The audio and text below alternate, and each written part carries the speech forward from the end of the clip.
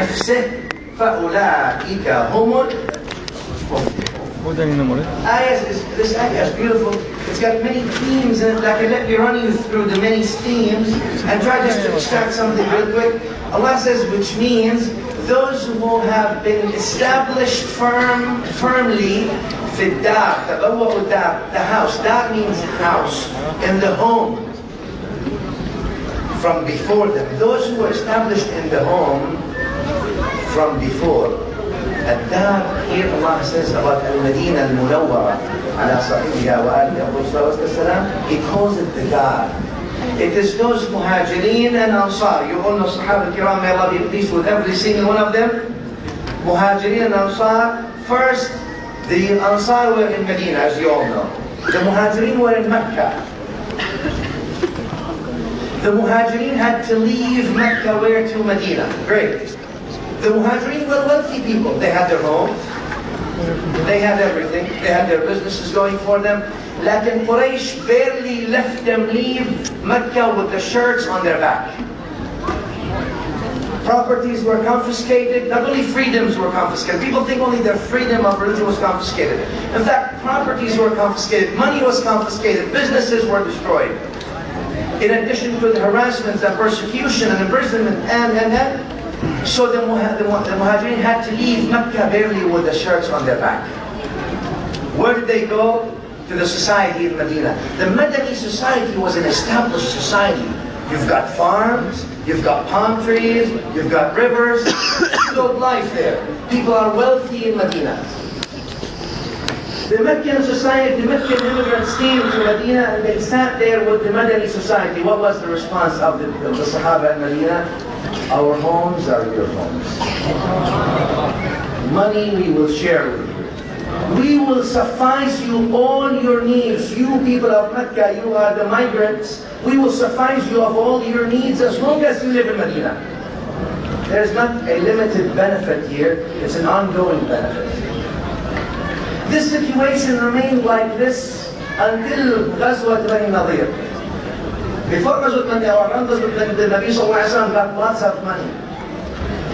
Maybe in nowadays world millions of dollars. So Nabi Sallallahu Alaihi Wasallam looked at the society in Medina. The society was Muhajirin and Ansar, some who have, some who don't. And Nabi Sallallahu Alaihi Wasallam is not a promoter of a communist system nor a socialist system. He's a promoter of a prophetic system. But when you see a society where one has everything and the other one is spending the whole night waiting to eat a loaf of bread and they may sleep with their children hungry, he sees an imbalance in society. The people in Medina have everything and the people in Mecca are living off of the benefits of the people in Medina. He summoned the Ansar, the people of Medina, and he told them, look, I have lots of money. Two options. Lots of money makes everyone wealthy. Either you split what you own with the people, the immigrants, the Muhajirin, and then I'll split this money I have between both of you. Half to you, half to you. Or you keep your money, it's your money, your things that you've already accumulated, but allow me to give that money that I have, all of it, to the migrants, to Muhajirin. So this way, he gives them an opportunity. And Nabi Sallallahu Alaihi Wasallam came, as you all know, and what Sheikh Imdad was trying to do with the girls' school and all these things, is give people an opportunity. Islam came to give people hope, growth, and opportunity. Three things that every human being needs, regardless of background, regardless of faith. Everyone needs hope. Everyone needs growth. Everyone needs opportunity. And Nabiul A'zam Sallallahu Alaihi Wasallam in Medina saw the Meccan immigrants that came along with him. They lost the hope and growth and opportunity in the city. They were living off of the benefits of the Madani society, and the Nabi Sallallahu Alaihi Wasallam knows the potential of every human being, and he wanted every human being to maximize their potential, giving them the opportunity. So he told the Ansar, look, people of Ansar, what do you want? Split what you have already with them, and then I'll split this money between both of you equally. Or allow me to give this money to them so they can actually do something on their own. They don't need to live off of you. And Ansar stood and said, Ya Rasulullah, we're going to split what we have, all of our money, we're going to split it 50-50 with them. Somebody who has not worked anything, they're giving you their life, they're giving you their everything they have, they're given to people simply because they care, simply because they love Allah subhanahu wa ta'ala. Simply because their reliance that what Allah has for them is much better than what they've accumulated for themselves. Ya Rasulullah will give them half of what we have. And then we want you to give all the money to them. We don't want any of it. This is how you know people. You don't buy principles in the supermarkets. You can't go to the store and the supermarket and buy a pound of honesty, or a pound of decency, or a pound of sacrifice and suffering for the sake of Allah. You find those principles embodied in people like As-Sahaba al-Kiram. And that's what we're trying to revive. And I believe that the schools and what you see today, and Jamiat al-Karam, and obviously a branch of Al-Azhar Sharif, which we all are living off of its legacy, is trying to revive the principle within the human being. The human being is void without values and principles. But this principle Ansar did is a principle that history bows down to. Ya Rasulullah, we will give them half of what we own, and then we would like you to give all the money you have to them. And Nabi Sallallahu Alaihi Wasallam, Hadith Sahih Imam Muslim, he says, Allahumma kfir lil Ansar. It's a great something. Oh Allah, forgive the Ansar, and the children of the Ansar, and the children of the children of the Ansar.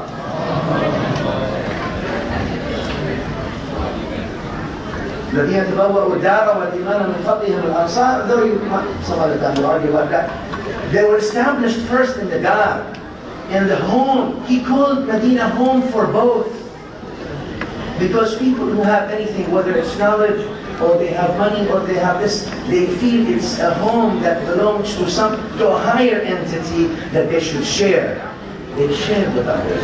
And we as Muslims also ought to consider Medina as our spiritual home. But not only that, under the umbrella of Islam, everyone, that home, ad-dar, Allah calls it ad-dar. When we have issues, we solve it within the family. When we have things, it's the dar, it's the home that brings us together. The home that has the banner of La ilaha illallah, Muhammadun Rasulullah. تبوأوا الدار والإيمان من قبلهم. Allah says, يحبون من هاجر إليهم ولا يجدون في صدورهم حاجة مما أوتوا. They love those who migrate towards them. They love to share. Sharing is caring. If you don't share, you don't really care. It doesn't matter what you say. And therefore, Nabi Sallallahu Alaihi Wasallam, Sahaba Kiram, they gave us the best examples of sharing. And sharing is not only about money. If you have money, you share your money. If you have knowledge, you share your knowledge. You have efforts, you share. There has to be efforts of construction, not efforts of destruction.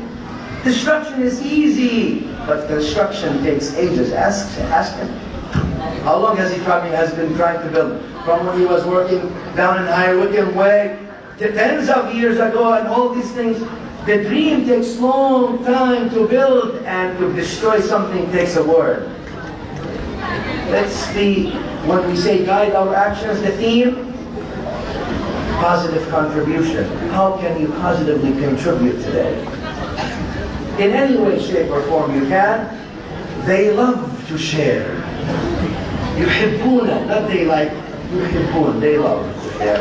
And then Allah says, وَمَنْ يُوقَ شُحَّ نَفْسِهِ فَأُولَٰئِكَ هُمُ الْمُفْلِحُونَ. Those who are saved from the imperfections of themselves. Those whose soul is polished and ready, it is illuminated, it is close to Allah subhanahu wa ta'ala, it is in observance of Allah, it knows that it has nothing to itself, all it has is what belongs to its Lord Jalla Jalaluhu. Therefore it is by its Lord, for its Lord, to its Lord. It's nothing, that nothing is going to remain in its hand.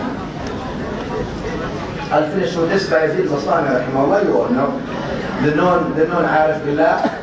He said, هذا شاب من بلخ أخجلني. A young man from Balkh put me to shame. قال له كيف? How did that happen? He said he came and saw us. We are a bunch of Zuhad, Ubad, Sufiya, etc. He says, ما حد الزهد عندكم يا بايزيد. And what is the definition of tasawwuf or zuhd according to you? Bayazid told him, إذا وجدنا أكلنا وإذا فقدنا صبرنا. If we find, we eat. We don't find, we remain patient. We don't complain about Allah's creation. We remain patient. The young man told him, this is what dogs do in Balkh. هذا حال الكلاب عندنا في Balkh.